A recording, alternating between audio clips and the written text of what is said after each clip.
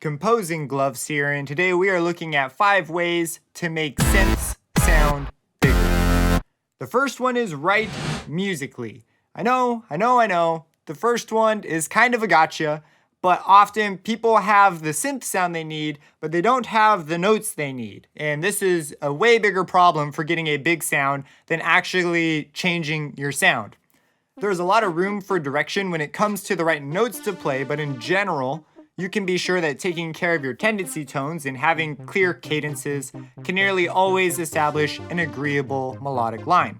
When we aim for big, we aim for a clear-cut, large sound, not a mushy pile of misdirected sounds that frustrate each other harmonically.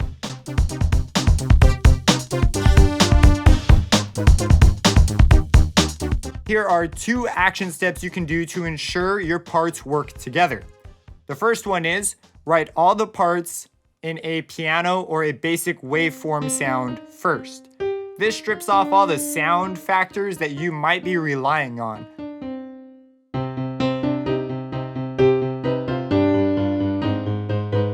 Then you can color in the sketch you made with much better sounds after.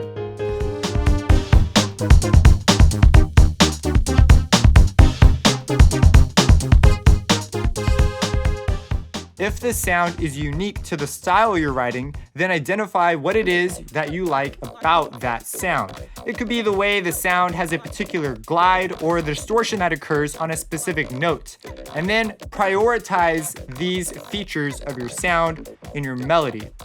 As you write in other parts, be sure they reinforce your main line and highlight those special things that you really like about the sound that you have. This will cause it to sound bigger because you're highlighting strong points of your sound.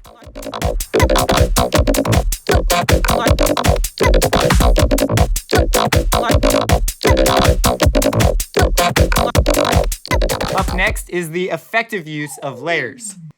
Everyone these days is saying this. It's practically a requirement to say this for getting thick sounds. Here are 2 action steps that can bring this into context for you. First, consider the sound qualities you want, and then produce layers that specifically address these qualities, which can oftentimes be more effective than trying to do it all with just one sound on one synth. There could be layers to reinforce an attack, or layers to have a certain texture you want to show up. And of course, you could have a bass sound, and then you could add in layers to reinforce these aspects that you want. Sometimes making a list of these can help clarify what you're aiming for.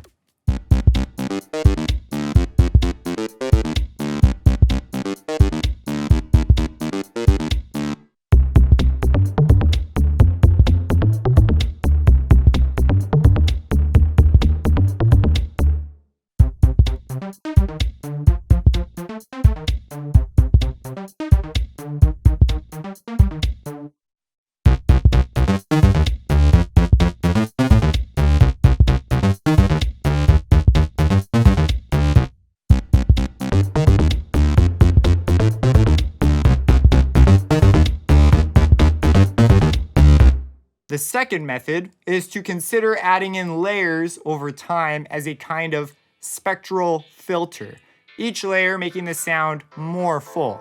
This can add depth and adds the ability to split the layers up to do interesting things later.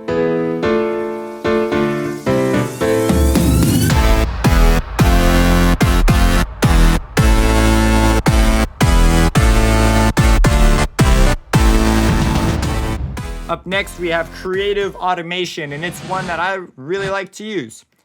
Now, when I say creative automation, there's a lot of things I could say about this, but the big one is related to thinking musically, not sonically. There are lots of sounds that are very static when it comes to synthesis, and in real life, if you had a performer play the same melodic lines, they would vary and change despite playing the same lines. They would have slight pitch bends, changes in tone, and add dynamics, and all those things would be changing over time. In a similar way, we can automate filters and distortions along with dynamics and vibrato to get similar musical lines, ones that have that special human touch.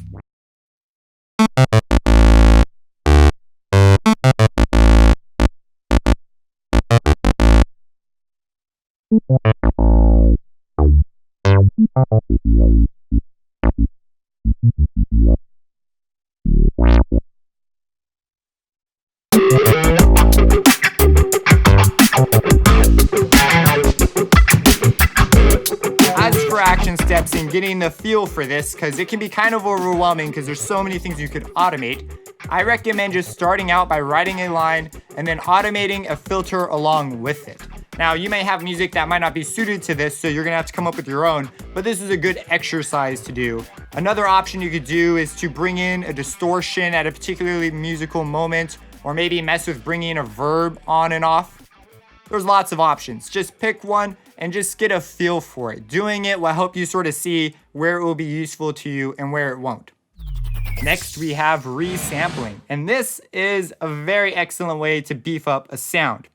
So the way this works is you write in a musical line and you create an interesting sound, but one that's not too crazy yet, because as you do this, the effects are going to stack on each other. Then you record that sound and process it again, and you do that again, and at some point you're gonna stop, but you can do it as many times as you like, and this can lead to some pretty wild results.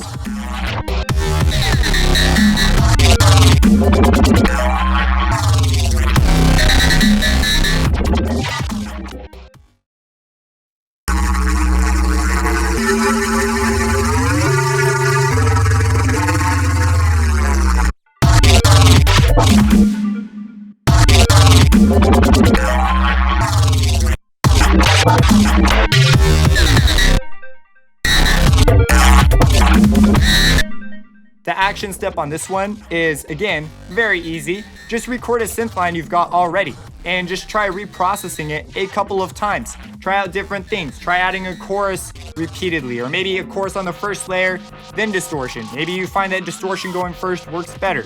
Every sound's gonna have its own unique twists to it, and just experimenting with these things will help you see where you can get some cool sounds and other methods that might not be as useful to you.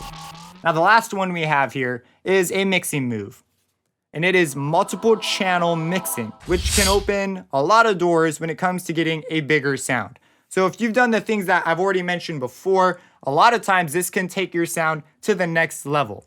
It could be as simple as a mid-side with a bit of extra verb or distortion on the side channels. It could be a slight Haas effect, or any number of methods. There's a lot of choices out here. You could even use a special stereo imaging plugin that can often open up a lot of doors very quickly, such as X by Typewriter Audio. Some equalizers, such as the Pro Q3, even support EQing in this way, which is pretty wild because you can do it per band. So if you have the Pro Q3, there's a couple others out there that do similar things. That can be a really, really cool method to getting a bigger sound just through an EQ. The action step for this one, again, is to just give it a go. This is a very general technique and it works on a lot of things. Try out a Haas effect, maybe put a Haas effect on a left-right channel and then also have the sound coming out of mid-side, and just give it a whirl. See how clear you can get this thing, how interesting of a space you can conjure up.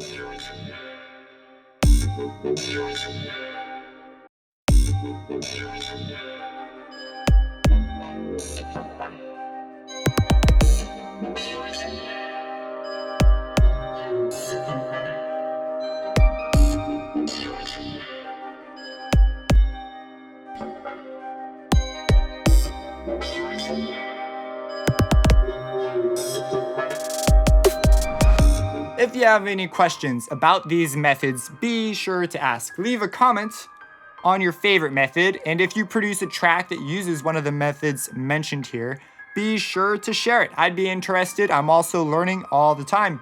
Subscribe and have a blessed day.